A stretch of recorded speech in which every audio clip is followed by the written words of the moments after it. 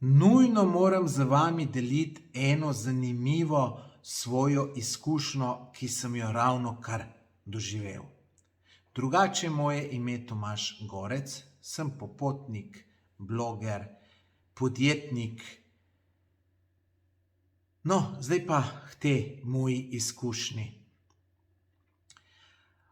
Čez vikend sem šel v Bosno in Hercegovino na 3-dnevni izlet. S sabo sem vzel enega znanca, bom rekel, malo je znanc, malo je prijatelj, malo je poslovni partner. Je fant zelo sposoben na svojem področju, ukvarja se pa z videoprodukcijo, YouTubeom in tako naprej. Res človek o tem ve toliko, da je pravi leksikon. No, on mi je omenil, da bi šel kdaj z mano na kakšno potovanje. Pa sem rekel, super, tebe jaz vzamem, kadar boš rekel. In to je res, zato ker jaz sem vedel, da se bom od tega človeka ogromno naučil. In to, ko so bila 3 dni skupaj, če bi jaz mu mogel za to plačati 1000 evrov, bi to bilo meni super, še zmeraj. Upam, da ne gleda tega filma, tega videa, pa da mi ne bo naslednjič 1000 evrov računal, če bo šel z mano. No, sicer menim, da se je tudi on marsikaj od mene naučil, tudi jaz, kar se mojega področja posla tiče, vem zelo veliko. Poleg tega se je pa super imel na potovanju, ker tako kot je z mano na potovanju, je imel s katerim. Pa ne, da se zdaj to nekaj hvalim, pa sam to proglašam, ampak glejte, vsak, ki gre z mano na potovanje, tako reče. In zdaj, če jaz to na ljudeh ne bi videl, da so iskreno navdušeni, verjemite mi, da ne bi tole rekel. Drugače sem šel na standardno 3-dnevno turo. Šel sem tudi zato, ker bom za svoje sledilce organiziral eno potovanje v Bosno in sem šel glih to ruto, ki jo imam namen iti s tem mojimi sledilci. Sem rekel, da malo vidim, da se malo o prenočiščih pozanimam in tako naprej. In veste, kaj se je naredilo? No, ja. Zdaj, ko sem šel še enkrat, sem videl, da kar nekaj problemov obstaja. Rečemo, en od njih je ta, da se do Štrbačkega buka, to je en zelo velik, veličasten slap, ne da priti z avtobusom. Zdaj pa kako to rešiti? Sem jim tam pisal na upravo nacionalnega parka pa mi še niso odgovorili, bom videl, kaj bo. Ampak glejte, ni ta video zato, da vam to razlagam, gremo naprej. V glavnem, glejte, jaz vsakmu človeku rečem, da potovanje v Bosno je doživetje. In to res, to ni samo potovanje, to je doživetje. Skoraj vedno se ti naredijo neke stvari, ki jih sploh ne pričakuješ in si navdušen nad njim. No, ta znanec, kolega, ki je šel z mano, je tudi rekel, da bova en video posnela in da ga bo on zmontiral in tako naprej. In ta video bo zelo kmalu na voljo, jaz ga tako komaj čakam, da ne morem povedati. In to bo vrhunski video, verjemite, da bo. No, jaz sem polupil, sem rekel, koliko lepih stvari, takih nepričakovanih se mi je že naredilo v Bosni. Upam, da se bo tudi zdaj kakšna, ko grem pač s tem snemalcem, da bo vse skupaj bolj zanimivo. No, seveda, midva sva si ful zanimivih stvari pogledala. Najprej sva se ustavila v Željavi, to je zapuščena letalska vojaška baza. To si pejte pogledat. Napišite v Google Željava Tomaž Gorec, pa si preberite moj članek. No, v članku je tudi kar nekaj videoposnetkov. To morate videti, to je fenomenalno. To je še na Hrvaškem. Potem čez mejo je pa Bosna, Bihač. No, midva sva prvi večer spala v Kulen Vakufu. To je tudi ena zelo prijetna vasica. Jaz se v njej imam tako fino, da vam ne morem povedati, sem že kar parkrat bil. Ob reki Uni. Najela sva ogromno stanovanje, 120 kvadratnih metrov je imel in sva za njega plačala 25 evrov. Ne moreš verjeti. Za obe dva skupaj, se pravi, vsakega 12 evrov pa pol je to prišlo. No, tam ob uni sva si šla gledati ta Štrbački buk, ki je fenomenalen. Neke detalje si pa niso šla ogledovati, zato ker so bila s časom zelo omejena. To iti za 3 dni v Bosno, to je brez veze. Ker to je premalo časa. Jaz bi tako rekel, vsaj za 5 dni moraš iti. No, ampak pustimo to. No, mi gre ta Štrbački buk pogledati, pol pa naprej proti Martinbrodu in na poti med Kulenvakofom in Martinbrodom. Vidim jaz, čez cesto gre neka svinja, prašič, tako zelo velik, pa eni 3 mladi. In ko se peljem mimo tiste hiše, pogledam levo in vidim cel kup, to jih je bilo 20-30 mladih prašičkov. In rečem jaz mojemu sopotniku, greva tole pogledat, malo posnet. Pa je rekel, ja, kaj ga bojo nam pustili ali kako, sem rekel, lej, bo vprašala. In jaz pridem, pač tam parkiram, precej sploh ni bilo parkirplaca, malo vpijem, dober dan, pride človek, sem rekel, mu pred roko dam, sem rekel, živijo iz Slovenije smo, lahko majčkeno tele prašičke pogledamo, posnamemo. Rekel, ja, ni problema, in človek vse razkazal. Pol vprašal, če bova rakico domačo spila, seveda iz vljudnosti sva rekla, da bova, čeprav bom rekel, mi je kar pasala, sicer če bi bila pol manjša, bi bila zame glih prav, ker sem zelo hiter pijen. No, potem človek je tudi pustil, da sva ga posnela, je par stvari povedal, tako da je, po mojem, bo to fenomenalno izpalo, fenomenalno. Od človeka se posloviva, kam šel naslednjič, mem se ustavim pri njemu, pa mu se kakšen daril prinesem, če ne drugega, kakšno majico z napisom Lepota Slovenija, pa neko kavo, ali bom videl, no. V glavnem res človek, sam stoj pa glej, in lejte, to je v Bosni super, ker so tako prijazni ljudje, da ne moreš verjeti. No,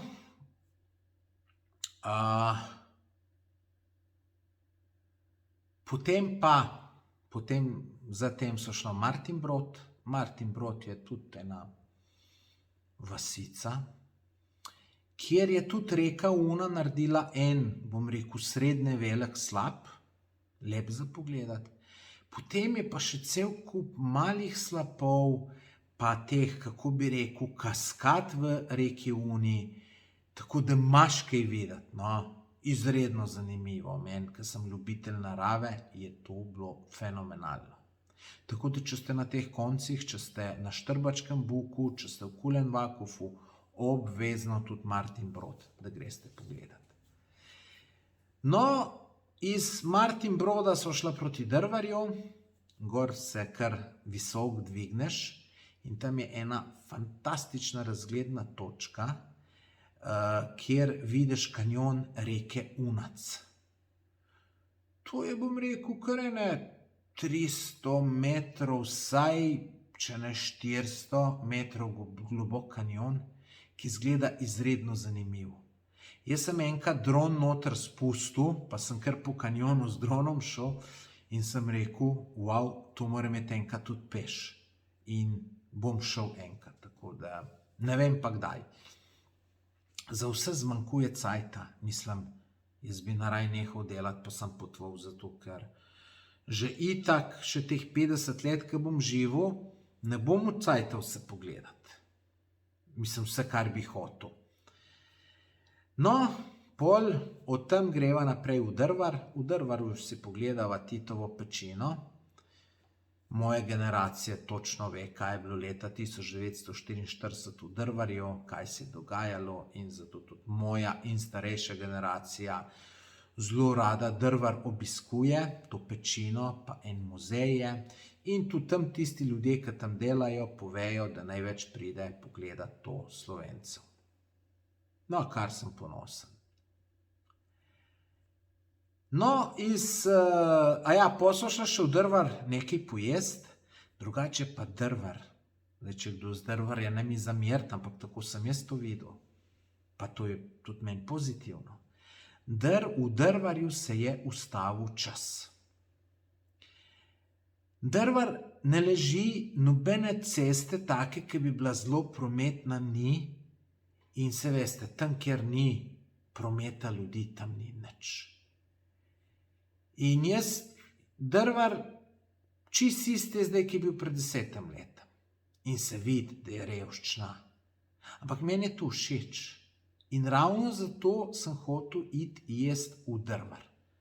Sploh ni bilo nobene gostilne, razen en mali fast food, ampak na takih krajih se potem najbolj zanimive stvari dogajajo. Boste videli v tistem dokumentarnem filmu, ki ga bo zmontiral ta moj sopotnik. To je bilo super. Pa verjamem, da polovica ljudi, ki vas tole gleda, tam niti ne bi hotel jesti. Pa vam ne morem povedati, kako so bili dobri čevapčiči. A ja, cena, kakšna je bila tam čevapčiču? Mala porcija €1,25, velika porcija €2.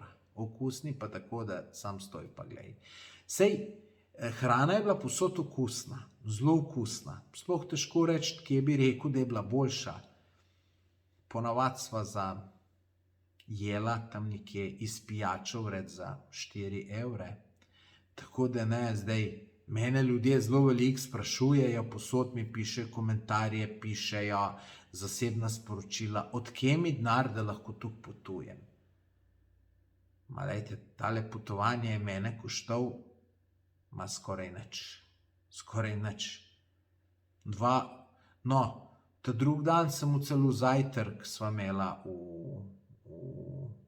hotelu, zelo ceno že vračunano, drugače pa, obrok je bil €4.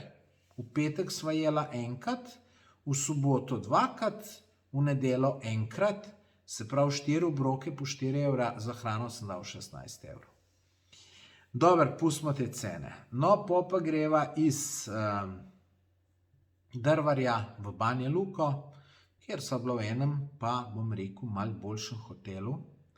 Malo boljšem zato, ker sem iskal hotel, kam bom peljal te ljudi, ki bom organiziral ta potovanje v Bosno. In verjamem, da 3/4 ljudi imajo majčkeno višje standarde za spati, kot jaz, tako da sem rekel, moram malo boljši in zato sem šel zdaj, sem rekel, najbolj preproven hotel, če grem jaz v njega. Cena je bila €48 za dva, se pravi €24 na osebo, s tem, da je bil že vključen zajtrk. Poceni. Pa res moderen hotelček. Blizu centra, super.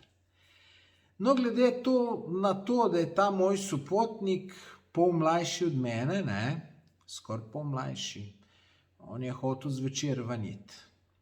Jaz najbolj navdušen nisem bil, ampak sem rekel, nič, v Bosno sem ga peljal, moram se tudi jaz malo njemu prilagajati.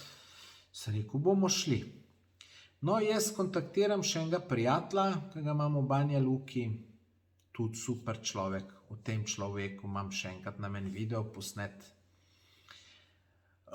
Človek ima 6 mesecev starega otroka, pa si vzel čas, da je z nama ob 11 zvečer šel ven, pa bil tam nekje do 2 z nama zunaj. Tako da vsa čast mu. Tudi če ne bi njega bilo, bi težko najdla kaj pametnega, tako so pa na takih zelo lepih, dobrih placih prstala in je bilo super. Jaz sem spil ene 5 Somersbyjev, to je neka alkoholna pijača, približno alkohola ima ravno toliko kot pivo. In moram reči, je pa dober, tako dober, jaz bi to kar spil. Če bi dal gajbo pred mano, bi celo gajbo spil. No, ampak moram reči, da drug dan zjutraj sem bil kar mačkast. Tako da jaz sem se alkohola že malo odvadil, tako da ni zame najboljši alkohol. No, Potem drug dan se še s tem kolegom še zjutraj na kavici dobiva, potem pa z vremenom pa niso imela najbolj sreče. Ampak naj ni to nič oviralo. No, potem greva še tam ene mlinčke gledati na reki Krupi, pa pravoslavno cerkev posnet, ki je res lepo v Banja Luki. No, potem so šla pa proti Kozari. In malo sem videl, da ne grem po tisti poti, ki grem zmeraj, ker iz Banja Luke prideti na Kozaro, se pravi tam, ki je spomenik, čisto enostavno. Ampak kar ne, midva se po nekih makadamih vozva, pa pa tret. Pa sem rekel, ajde, saj bo, vsi kaže navigacija, ampak pol pa le pogruntam po dobri uri vožnje, da se midva tu nekaj v krogu vozva. Cilj skus isto delati stran. In takrat je še interneta ni bilo mobilnega. In se vozva še pol ure, pol pridem do interneta, pogledam malo in pol sem pa pogruntal, kaj sem naredil napako. Jaz sem upisal v Google Maps Kozara. To je tako, kot bi napisal Dolenjska. Moraš ti kraj napisati, ne pokrajino. In tu so se pol tam kar nekje vrtila. No in sem bil majčkeno slabe volje, majčkeno razočaran nad sabo, da sem taka budala. Ampak ta moj sopotnik je bil čisto miren, tudi midva sem imela skozi teme za pogovor in so se skozi pogovarjala, tako da jaz, če bi z njemu šel z avtom, ne vem, do Pekinga, bi to takoj minilo, ker bi bil pogovor in tako naprej. In s takim ljudmi je super potovati. No, in tam, ko sem jaz majčkeno to slabe volje bil, je rekel, dej boš tole malo v kamero povedal, da bo v video noter šlo. Jaz sem rekel, bom, in jaz sem točno tako povedal, razočaran malo nad seboj, da sem tukaj trapas, da nisem upisal tam prav kraj, ampak Kozara kot cela Kozara, ki ni tako majhna. No, porazmišljam, ali šel naprej ali nazaj. Sem rekel, nič, greva naprej, da vidimo, kam ta cesta naprej pride.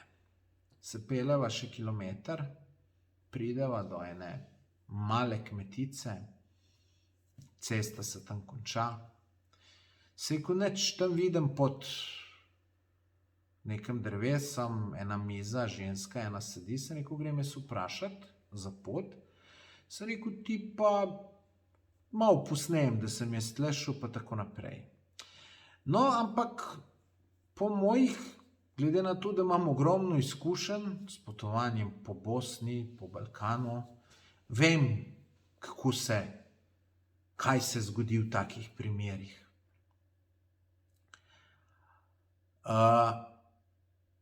Vedel sem, da bo gospa gostoljubna, da bo hiter kakšno rakico ponudila, kavo in tako naprej.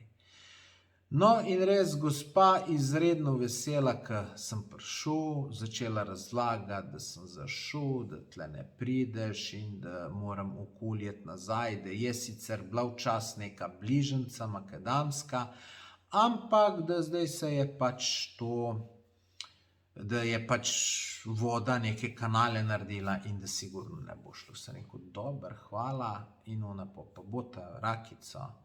A sem rekel, pa bom, pa ne, da bi bil tiste rakije tukaj želan, ampak glejte, meni je što, da se za domačini pogovarjam, kak izveš, in gospa je bila izredno simpatična, sama je tam živela, ne vem, kje je imela najbližjega soseda, fejst daleč stran.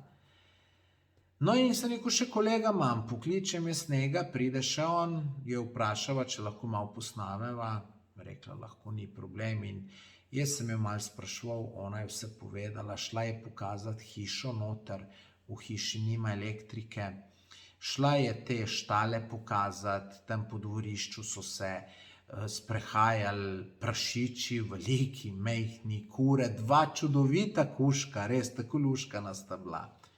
Drugač pa to Bogu za hrbtom, ampak lepo pa tako, da vam pa ne morem povedati. In jaz sem pred gospe rekel, ja no, polk je vse to pokazala, midva, da bo počas mogla jeti vama naredim za jest. Ne, lejte, res ni treba, hočo še Kozaro videti, pa domov greva danes. Vama dam liter rakije, sem rekel, lahko, če vam jo lahko plačam. Je rekla, ne, nič ne boš plačal in šla že tisto rakijo natočiti. Je bila pa res dobra. Smo se gledali z enim kolegom pogovarjali o tem žganju, ki ga kupiš v trgovini. Ma sem rekel, to je vse skup sranje, edino tule domače, ki dobiš, ki je pri takih, je pa nekaj uredno. No in pol gospa tisto rakijo da, se poslovimo, pa sem pa še vprašal, sem rekel, gospa, a bi jaz lahko prišel kampirati enkrat sem gor? Ker pravim, lepo je bilo k v raju. Je rekla, ja, prid. Seveda gospe tu družba fali, ona je sama tam, nima televizije, nima elektrike, kaj če delati, verjetno ne bere, mislim, mora biti res dolg čas. Tako da jaz bom sigurno šel enkrat kampirati, če ne drugače sem za en dan, pa pač neko darilo in moram nesti, ki je pač tako prijazna in jaz tudi, meni bo tam tudi super, sigurno mi bo super, zato ker,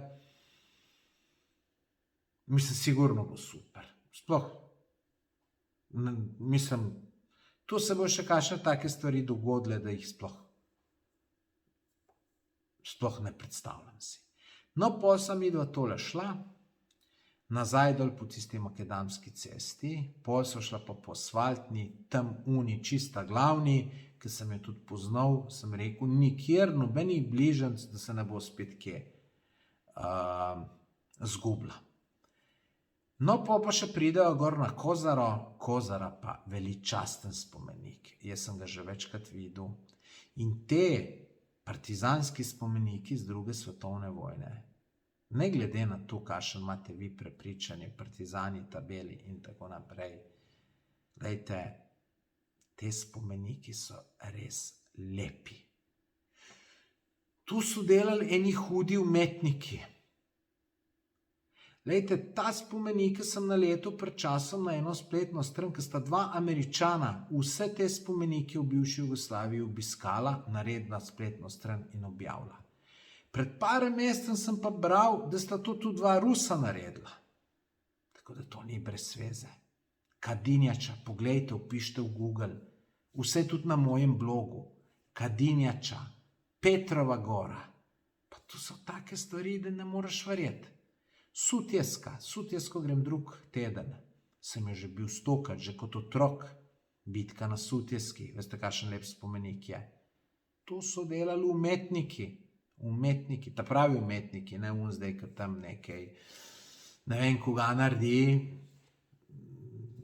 pa smo pol mi prfukeni, ki ne vemo, kaj je umetnost, v resnici pa sebe in nas farba in državo, ki mu denar daje. Dobro, to je to, no in pol midva prideva na Kozaro, ful lepo začneva snemati, je pa da začel padati. Ampak ne zato, ura je bila že 9, se spustiva dol. Sem rekel, bo šla nekaj pojest. Sem mislil, da greva v Kozarsko Dubico, ampak ko se ob cest pelava, vidim eno restauracijo, ki sem vem, da sem že jedel, sem rekel, greva kar tle, ker sem že jedel, pa vem, da je dober. In greva kaj pojest.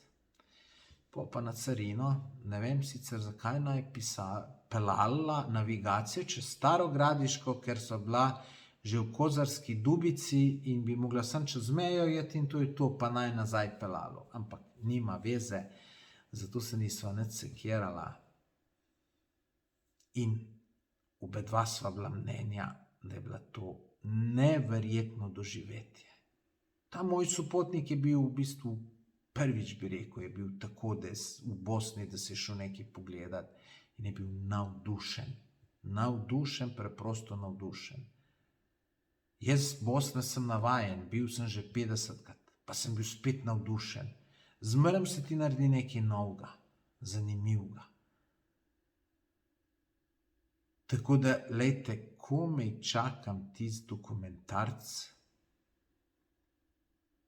Prej sva bila na vezi s tem sopotnikom in je rekel, da bo mogoče že danes gotov. Da bo le jutri, komaj ga čakam. V glavnem, lejte, ko sem se domov vozil, sem prav razmišljal. Sem rekel, Madonna, kako je ta življenje lep. Mislim, sploh ne rabiš neki velik denarja. Eni pravijo, dolg čas mi je. Pa kako če ti bo dolg čas, pejt hoditi, pejt nekaj pogledati, koliko je lepih stvari. Ta, ki je bil z mano, mi je svetoval, je rekel, veš, kaj bi ti mogel narediti? Koliko časa lahko po Bosni potuje 100 evri? Pa to bom naredil. Boste videli, ne boste verjeli. Tako da, lejte, življenje je tako lepo, pa sploh ni treba komplicirati. Res je lepo. Meni je lepo.